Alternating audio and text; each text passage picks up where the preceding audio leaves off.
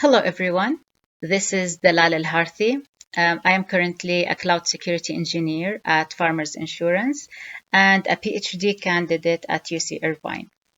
Today, in this presentation, I will talk about my research project about social engineering defense mechanisms.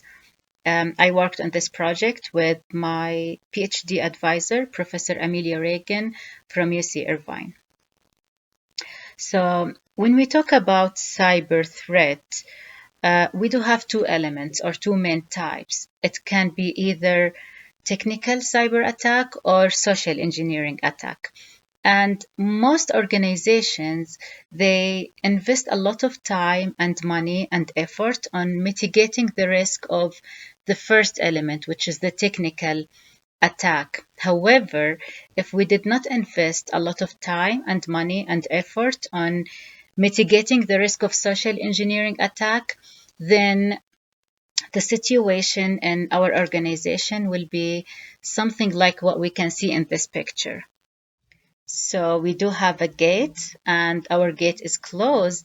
However, there's no wall around our gate, and basically anyone can just circumvent and gain unauthorized access to the organization assets. So what is social engineering? Social engineering is when the cyber attacker psychologically manipulates the victims to convince them to share some sensitive information that they probably shouldn't share, or to gain unauthorized access to some confidential information. And it's very easy. It does not need any technical background or any sophisticated technical background, and it has no limit. It really depends on the creativity of social engineer, and it's very cheap, very effective way to gain unauthorized access. And because of that, all employees in all organizations, they really need to be aware about what is social engineering, what are the main target points of social engineers, and what are the defense mechanisms to mitigate the risk of social engineering attack vectors. So in the next slide, I'll talk about what are those attack vectors. So we categorized those attack vectors to two main categories. It can be either technical or non-technical. And in the technical attack vectors, all what the social engineer needs is a device and internet connection, and that's all. It's enough to conduct any kind or any type of those technical attack vectors, such as phishing email, for example, where the social engineer craft an email to convince the victim, let's say, to open an attachment or to click on an embedded hyperlink to download a malware, let's say, on their devices. And in this case, the victim is unknown completely to the cyber attacker. However, if the social engineer was able to have some kind of information about the victim, he or she can customize the email to make it look more legitimate to the receiver or to the victim. And in this case, we call it spear phishing email. And this kind of attack targeted the New York Times, and it was a successful social engineering attack. They use a fake FedEx email, and they were able to gain unauthorized access to the employees' devices. We can also talk about the water holing technical attack vector, and in this case, the social engineer compromised a website that is most likely to be visited by the victim. And this kind of attack targeted Twitter, Facebook, and Apple, and it was also successful attack. And like 4 months ago, in November 2019, we've seen some big losses have made the news. So, for example, Toyota was targeted by business email compromised, and this cost them $37 million. So big companies and big names was targeted by social engineering, and it cost them a lot. So they suffered from the high cost or the high impact of social engineering. This motivates us to come up with our research project about social engineering defense mechanisms. And we were able to answer 3 questions. I'm going to read them. So the first one is, what are the main defense mechanisms against social engineering attacks that employees and organizations should be aware of? The second one is, what is the current employees' awareness level of social engineering defense mechanisms? And the third one is, how can we develop cost-effective and high-impact measures that organizations can use to protect themselves and their employees against social engineering attacks? So the output of the first question is our taxonomy. The output of the second question is the questionnaire that was based on our taxonomy. Talk about taxonomy of social engineering defense mechanism. So this is our taxonomy. It shows the main target points of social engineers, which are people, data, software, hardware, and network. So these are the main categories, and the subcategories are the defense mechanisms to defend those target points against social engineering attacks. So, for example, to defend people or employees against social engineering attacks, we need to have a mandatory awareness training program, and we need to have also a knowledgeable staff that is equipped with knowledge about social engineering and how to defend against such attack, and so on. So to defend data also, we have to have all these defense mechanisms, including sharing boundaries, which means that employees need to be aware about what can they share with other employees in the same department, and what can they share with other employees in other departments, let's say in the same organization, and what can they share with other vendors or third party or stakeholders, and what can they share with public. This need to be clear to the employees, and to defend also the software and the hardware and the network, we have to have a clear written security policies for work emails, for authentication, for bring your own device, for VPN. These policies need to be written and incorporated, and employees need to be aware of.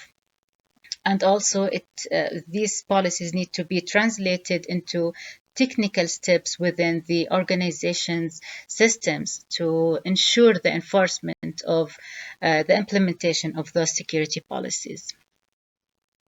So based on that, we designed a questionnaire that have 48 questions. We distributed this questionnaire and we analyzed the results, and the number of participants in our questionnaire was 791. So as I mentioned, we do have 48 questions and we do have a lot of results, and because of the time constraint, I won't be able to present all of them. But I will just touch and go and highlight some of the significant results. So, for example, 45%, which means almost half of the participants, they mistakenly think that they are not targeted by cyber attackers. And this is a worrisome result because social engineers, they target all employees, and anyone can be targeted in any level in the organizational hierarchy, whether they are managers, director, or even like an entry-level employee or for the front desk employee. Anyone can be targeted by social engineers. And the other result, it says that almost a quarter of our participants, their accounts have been hacked or stolen at least once. and this is also another dangerous indicator. We asked them also about phishing and vishing. Um, uh, Vishing is basically voice phishing. So the majority of our participants, almost like 60%, they have received phishing emails, and uh, 39% have received vishing attempts. We asked also our participants some other questions, and here are the results. So 24% of them, they have shared their passwords with their coworkers. And 62% of the participants, they addressed that they have firewall enabled in their work computer, and they have also the antivirus enabled and updated on their work computer.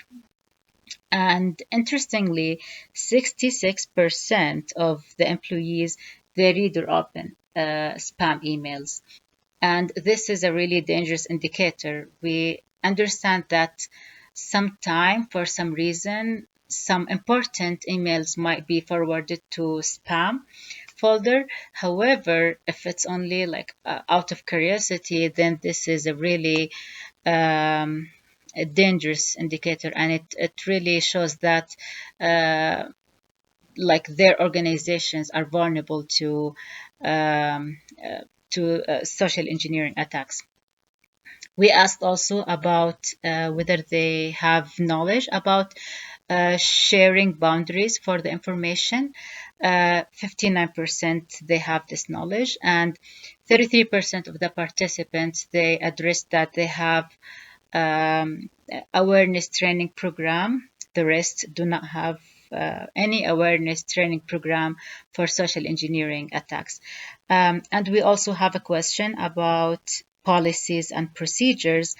22% of the participants, they addressed that they have a clear and accessible social engineering security policies, but the rest do not have, maybe they don't know about these policies, or they don't have this policy in the first place. So as I mentioned, we do have 48 questions, and we group them based on what are those questions measuring, what kind of defense mechanisms they are measuring. We group them and we calculated the results for each subcategory and then for each category. And the results are shown on the next picture. As we can see here, we calculated the employees' awareness level of each subcategory and then of each category, and we found that 47% of employees are aware of social engineering defense mechanisms. And this means that each one of two employees is not aware of social engineering defense mechanisms. And this means that a serious action need to be taken to raise the employees' awareness level of social engineering attack and of the main defense mechanisms of those target. And as a future research, we are planning to do further investigation to know why are almost half of the employees are not aware of social engineering. Is it that the managers are not aware of social engineering and they are not enabling their employees?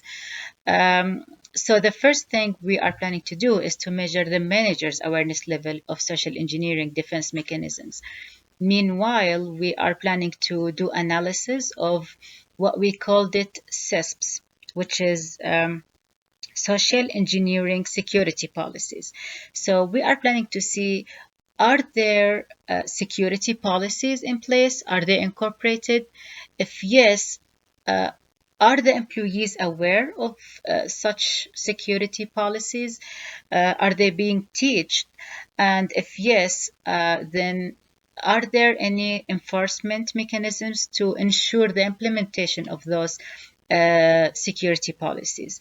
And also, we are planning to do further data analysis by applying machine learning algorithms on our data set and examining these data sets with structural occasional modeling. And also, we are planning to develop standard operating procedures so any organization can adopt to mitigate the risk of social engineering attack in organizations.